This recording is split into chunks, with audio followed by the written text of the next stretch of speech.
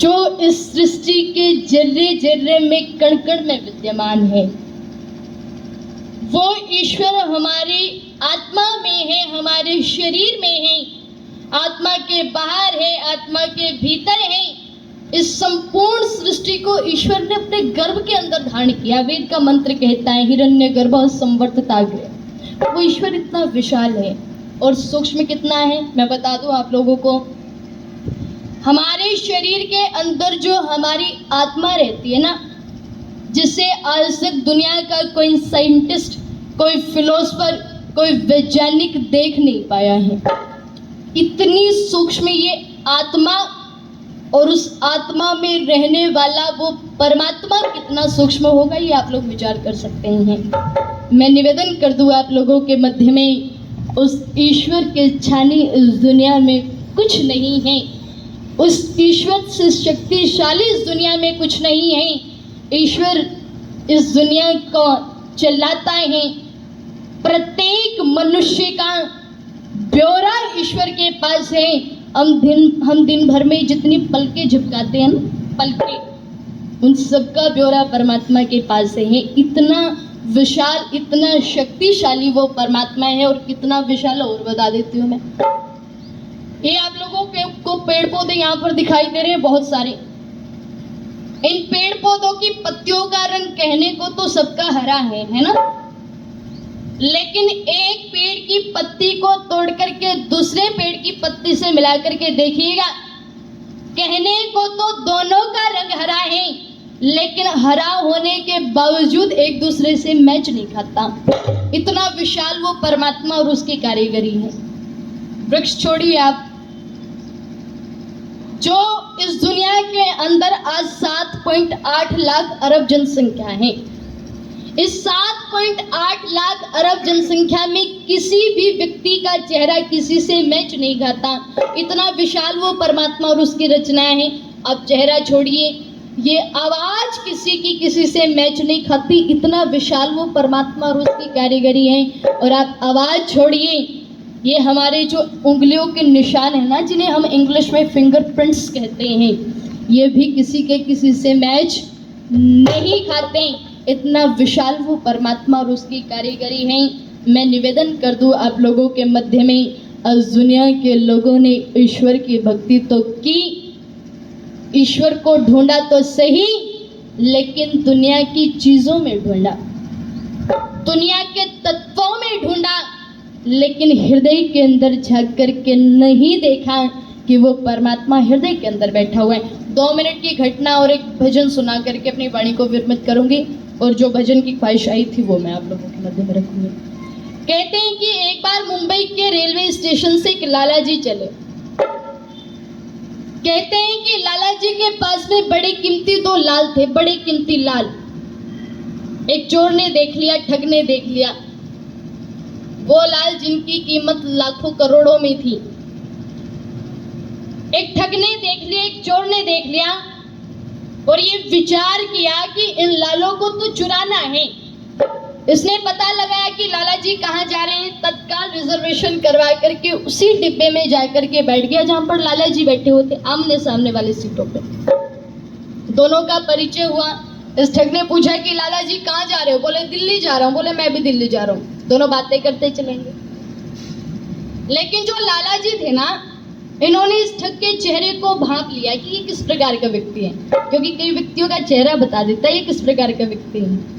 इन्होंने भांप लिया और बात को घुमाते हुए कहा कि भाई साहब, यहाँ पास में टुंटी लगी होगी, तुम हाथ मुंह धो आओ, तब तक मैं आपके और अपने सामान की देखभाल रखूंगा। जब आप आ जाएंगे तो मैं चला जाऊंगा। इसने कहा ठीक है। अब ये ठग हाथ मुंह धोने के लिए चला गया, और जब ये हाथ मुंह धोने के लिए गया, तब तक लाला जी को जो काम करना था वो कर दिया। ये हाथ मुंह धोने के लिए गया ठग, तब तक लाला जी को जो काम करना था वो कर दिया। अब ये आ गया, ये चला गया।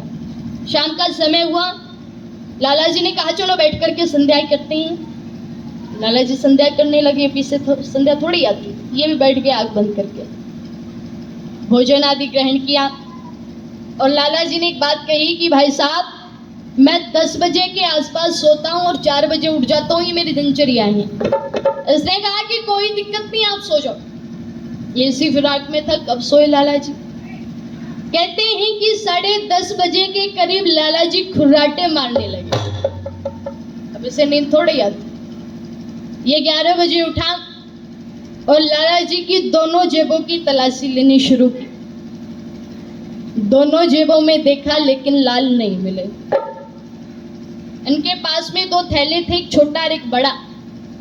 उसकी जंजीरें खोल करके, चैन खोल करके देखा, उनमें भी लाल नहीं मिले। फिर कपड़े झाड़ झाड़ करके देखा, फिर भी लाल नहीं मिले। रात को फिर उठा 3 बजे, कहीं कोने कोने में रह तो नहीं गए। फिर भी देखा तो फिर भी लाल नहीं मिले। और जब दिल्ली के निजामुद्दीन रेलवे स्टेशन पर उठ करके लाला जी चलने लगे तो ठग ने सज्जनों रास्ता रोक लिया। और रास्ता रोक करके एक बात कहता है कि लाला जी 2 मिनट का समय दे दो। बोले भाई ले लो। उसने कहा कि पहले मैं अपना परिचय करा दूं। बोले बिल्कुल। इस ठग ने कहा कि लाला जी मैं मुंबई का मशहूर ठग हूं। लाला जी ने कहा ये बात मैं बहुत पहले से जानता हूं, आगे बोल। बोले अगर ये जानते हैं तो ये भी जानते होंगे कि मैं पलक झपकने से पहले जेब की सफाई कर देता हूं। बोले ये बात भी मैं बड़ी अच्छे तरीके से जानता हूं, पर दिक्कत क्या है ये बता। अब ठग ने कहा कि लाला जी जब आप मुंबई के रेलवे स्टेशन से चले थे तो आपके पास में बड़े कीमती 2 लाल थे। बोले वो तो अब भी हैं। बोले दिखा सकते हो? बोले बिल्कुल। लाला जी ने जेब में हाथ डाला और दोनों लाल हथेली पर रख करके कहते ये रे लाल दो। अब ठग ने सज्जनों पैर पकड़ लिए लाला जी के, और पैर पकड़ करके एक बात कहते हैं कि लाला जी मैं कसम खाता हूं आज के बाद में चोरी नहीं करूंगा। मैं कसम खाता हूं कि आज के बाद में चोरी नहीं करूंगा, पर बदले में भले इंसान इतना तो बता दे ये लाल छुपाए कहां थे, ये लाल छुपाए कहां थे। तो लाला जी जो उत्तर देते हैं ना वो उसे अपने हृदय के अंदर बैठा लेना। लाला जी कहते हैं मेरे भोले भाई तू सारी रात मेरी जेबों की तलाशी लेता रहा, मेरे थैलों की तलाशी लेता रहा, लेकिन जब तू हाथ मुंह धोने के लिए गया था ना मैंने लाल तेरे वाले थैले में रख दिए थे। और मुझे पता था कि तू मेरी जेबों की तलाशी लेगा, थैलों की तलाशी लेगा, लेकिन अपने वाले में झांक कर कहीं नहीं देखेगा। अगर एक बार अपने वाले थैले में झांक करके देख लेता तो लाल तुझे वहीं मिल जाते हैं। यही हाल कुछ दुनिया के भक्तों का हो रखा है।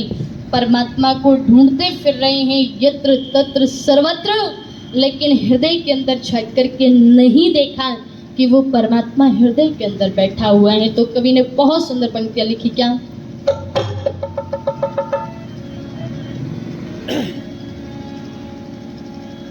के मन मीत बसा मन में,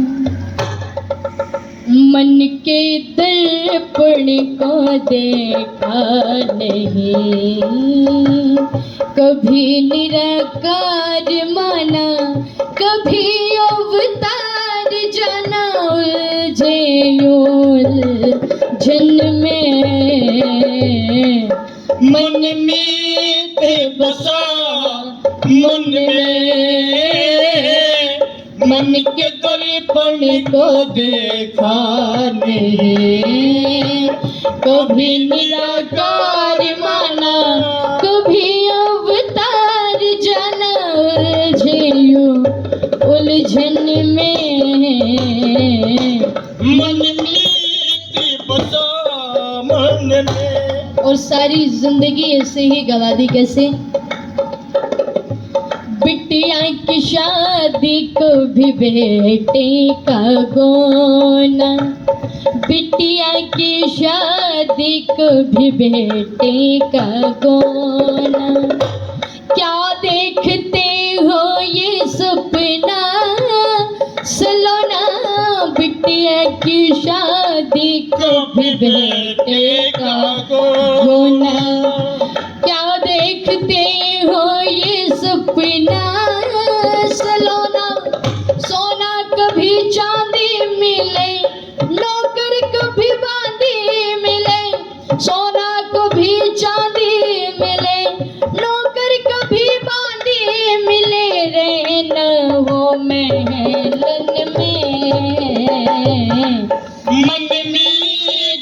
बसा मन में,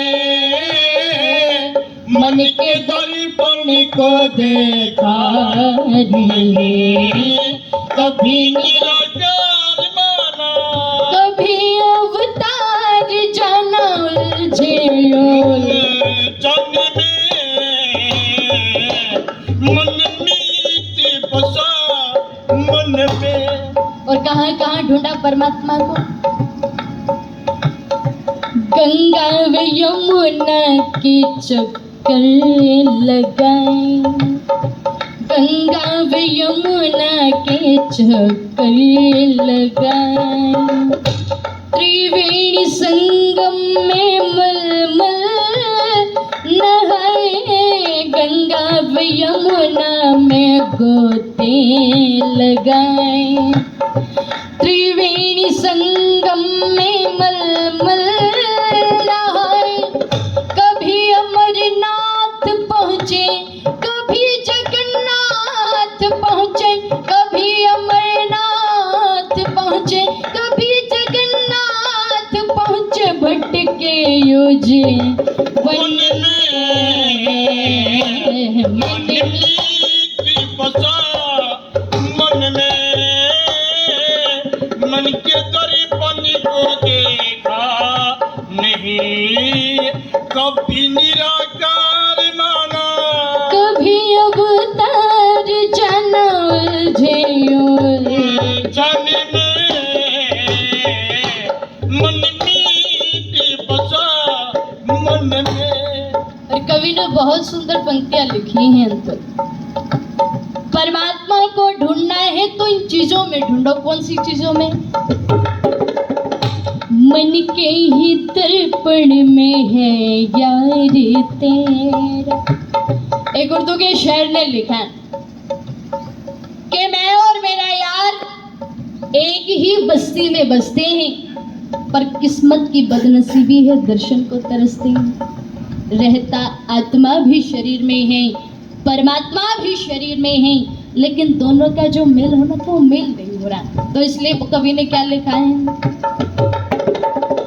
मन के ही दर्पण में है यार तेरा, मन के ही दर्पण में है यार तेरा, दिल की ही दलदल में दिलदार तेरा, मन के ही दर्पण में है यार तेरा, दिल की ही दलदल में दिलदार तेरा, सारंगी के तारों में है, स्वरों की झनकारों में है, सारंगी के तारों में है, स्वरों की झनकारों में है, बेमोल गायन में